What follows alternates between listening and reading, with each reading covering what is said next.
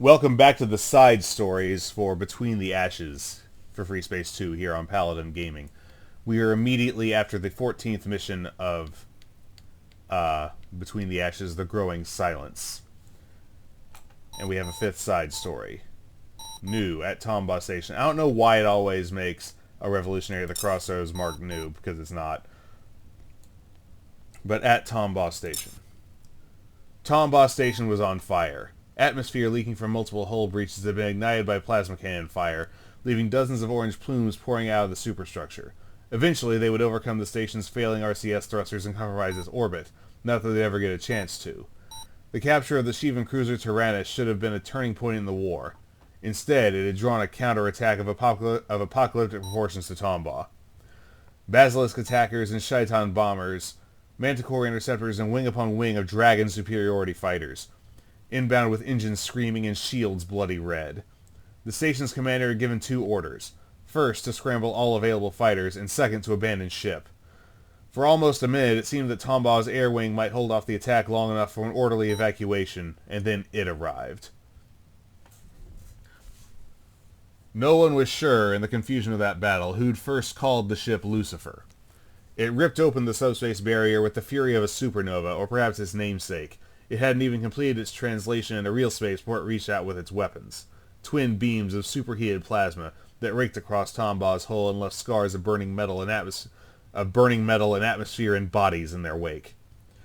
Tombaugh's commander ordered her gunners to disengage feed safeties, an emergency measure that would increase their rate of fire for a few minutes before they melted in their housings.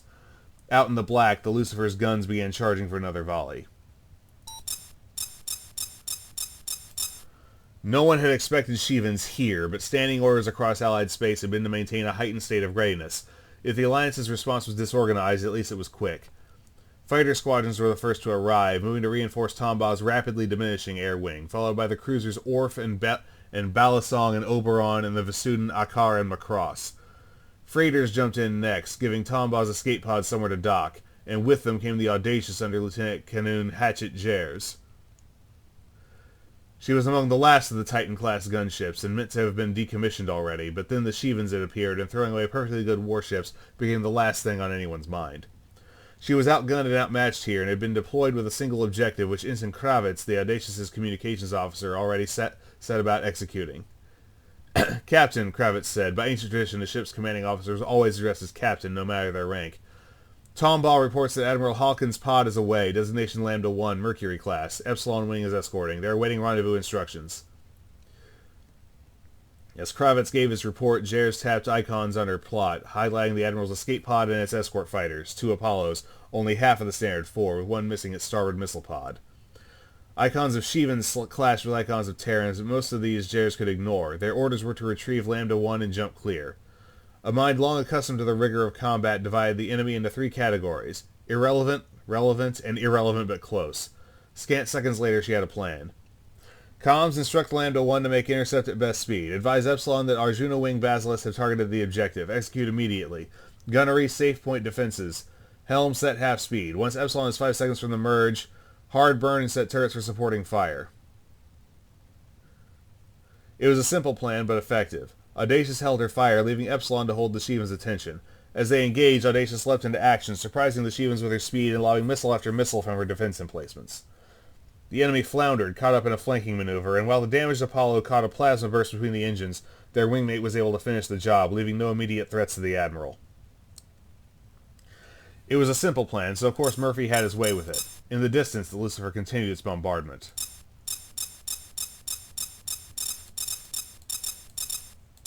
Captain, Admiral Hawkins is aboard, the Audacious operations officer began before being cut off by Ensign Kravitz.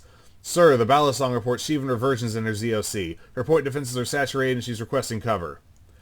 Again, Jers' hand was busy with her plot even before Kravitz had finished his report.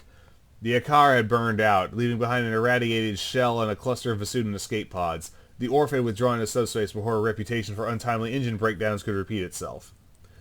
This left the Balisong to cover an impossibly wide area of space, and she ordered her attending freighters away, opting to recover escape pods herself rather than trying to coordinate so many disparate elements. Jers' plot showed the pods hanging close, waiting for somewhere to dock, as Balisong's few surviving fighters did their best to keep them alive. As she watched, a formation of 8 Shivan bombers exited subspace, close enough for Balisong's gunners to draw firing solutions with a Mark I eyeball if they had to, which, if the scorch marks around the ship's weapon control center were anything to go by, they very well might. Can the Balisong initiate subspace? Jers asked. Kravitz relayed her question and the answer almost in one breath. Not for 2.5 minutes, and that would mean abandoning 6 pods. There was only one ship that could get to them in time. Jers' orders came without hesitation. Notify the Admiral our departure will be delayed. Request cover from the remaining Epsilon fighter. Helm, full emergency power. Set interception course. Execute now.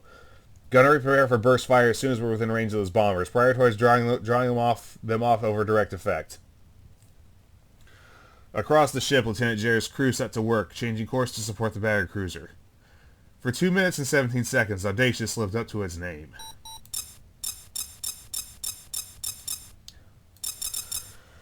Ten days later, aboard the Haven Medical Station in Delta Serpentis, Lieutenant Jers was cleared to receive visitors. It was her family at first. Her father, an outspoken critic of the Alliance and the military-industrial complex, was quick to tell her how proud he was.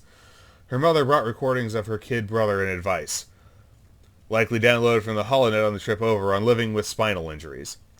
It was a pleasant enough interaction, but they lived in very different worlds, and Jers didn't mind when they left. And then there was Admiral Hawkins.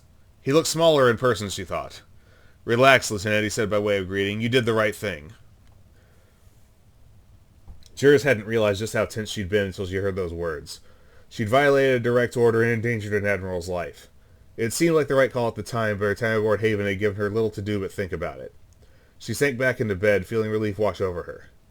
Whatever else happened, she wasn't going to be court-martialed. Man. I'm sorry, the last minute is still getting to me. Thank you, sir, Jers said, and then what happened? The Admiral didn't answer that immediately. He dipped behind the curtain for a moment and returned with one of the cheap plastic hospital chairs. He took a seat near her bed and brought her up to speed, about how the Audacious had collided with a Shivan bomber, how its exploding ordnance racks had cut through the ship's badly damaged superstructure and sent shrapnel slicing through the bridge, and how the ship's engineers had initiated an emergency jump after Jers had blacked out. It was a miracle that the ship made it, he told her, and a testament to how she trained her crew. But Jers had already worked that out for herself, in general, if not in every detail, and it wasn't what she wanted to hear about. What about the Balisong? Jers asked. Did they make it? What about the escape pods? You gave them a fighting chance, Hawkins said. It wasn't an answer, and yet it was. Man. So, that was the 5th side story for Between the Ashes for Freespace 2 here on Paladin Gaming. This is Paladin Gaming signing off.